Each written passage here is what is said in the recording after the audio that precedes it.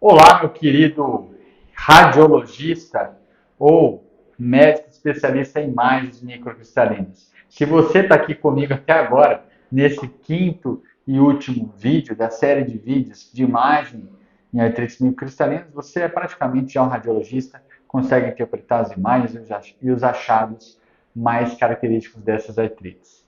Brincadeiras à parte, hoje é o nosso quinto e último vídeo então, dessa série de aulas de imagem sobre imagem nas artrites microcristalinas. Gota, doença por pirofosfato de cálcio, que é a CPPD, e doença por fosfato básico de cálcio. Então, nessa última aula, nessa nossa quinta aula, nós falaremos sobre a tomografia computadorizada de dupla energia, sigla em inglês DECT. Nós já falamos de raio-x, de ultrassom, de tomografia convencional e agora sobre a DECT. Se você não assistiu às aulas, corra lá depois, pode assistir depois desse vídeo, corra, assiste todas as aulas. A primeira aula foi mais introdutória, depois eu falei de cada um desses exames, de cada modalidade, dos seus achados principais nas artrites microcristalinas.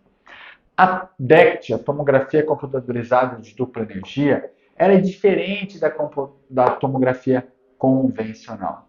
Como o próprio nome diz, ela utiliza uma dupla energia, com diferentes propriedades de atenuação, com energia alta e baixa.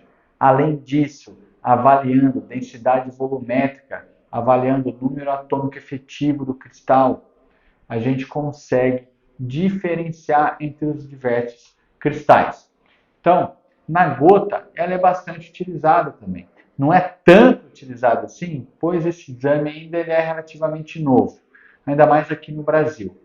Nós só encontraremos esse tipo de aparelho, software, para ser utilizado, com software especial, em grandes centros. Em grandes centros. Normalmente em capitais, em grandes centros ou centros universitários que têm algum convênio com esse tipo de exame. Então, não faz parte ainda do dia a dia do reumatologista. Mas é bom a gente entender, saber que ele existe e saber quais seriam as suas indicações. Então, ele consegue diferenciar, por exemplo, cristais de astúrico de cristais de cálcio. Cristal de astúrico relacionado à gota. Cristal de cálcio pode ser pirofosfato de cálcio, CPPD, ou fosfato básico de cálcio, BCPD. Então, ele ajuda a diferenciar de uma forma até tranquila entre esses dois, astúrico e os cristais de cálcio, ok? E depois a gente vai ver que até dentro dos cristais de cálcio ele consegue saber se é mais pirofosfato ou se fosfato básico de cálcio. Bom, ele ajuda a diferenciar, então. Qual que é a vantagem desse exame em relação aos outros? A vantagem aqui, principalmente para os quadros duvidosos e para o acometimento axial, ok? Quadro duvidoso é acometimento axial. O que é acometimento axial, doutor Henrique? Axial refere-se à coluna. Então, acometimento de coluna, de eixo, axial. A tomografia, ela vai muito bem. A tomografia convencional para astúrico não é legal, para gota não é legal, a DECT já é muito boa. Qual que é a desvantagem? Alto custo, é caro esse exame, baixa acessibilidade, a gente não tem, dificilmente você encontra em grandes centros. E outra, tem radiação, é uma tomografia. Então dá para a gente ficar fazendo toda hora, certo? Qual que é o melhor? Ultrassom ou ultrassom aqui embaixo ou a DECT? É o mesmo achado, ok? A gente está vendo depósitos aqui, o software consegue colocar a cor verde do urato como protocolo, então é visto de uma forma muito fácil, muito tranquila pela DECT, mas o ultrassom também vê. E o ultrassom, ele é não invasivo, ok? A DECT também não é não invasiva, mas ele é bastante acessível, não tem radiação, ok? Qual que é o melhor entre os dois? Nós temos poucos estudos que comparam um ou outro no cenário da gota. Em geral, sensibilidade e especificidade é bem parecidas. Em geral, nos quadros precoces, ainda mais de acometimento periférico, articulações periféricas, não do eixo, não da coluna, a gente vai dar preferência para o ultrassom, como eu disse, mais barato, mais acessível e não tem radiação. Combinado? Os dois exames podem ser utilizados para monitoramento terapêutico, para avaliar se aqueles cristais estão sendo desfeitos. Em geral, a gente não fica repetindo o exame. Em geral, não precisa. Que a gente vai repetir quando? Quando a gente tem dúvida diagnóstica, será que é só gota? Será que é uma sobreposição de alguma outra doença?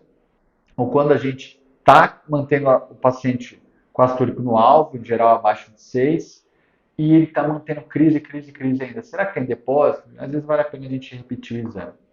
Aqui, então, por exemplo, um paciente no início do tratamento com depósito de cristais de ácido úrico nos pés, a gente vai vendo que esse verdinho que corresponde aos cristais, ele vai sumindo, olha, depois de 6 meses, depois de 1 ano e depois de 2 anos, resolução completa do tofo.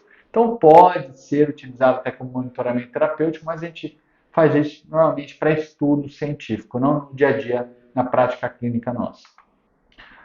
Aqui o DECT utilizado para diferenciar os cristais de cálcio, CPPD pirofosfato, BCP fosfato básico. Ele consegue diferenciar também utilizando o D, Dual Energy Index, é um índice dessa máquina, que ele tende a ser abaixo de 0,036 na CPPD e acima de 0,036 na BCP. E além disso, utilizando a densidade volumétrica e o número atômico efetivo, ele consegue diferenciar também entre esses dois cristais.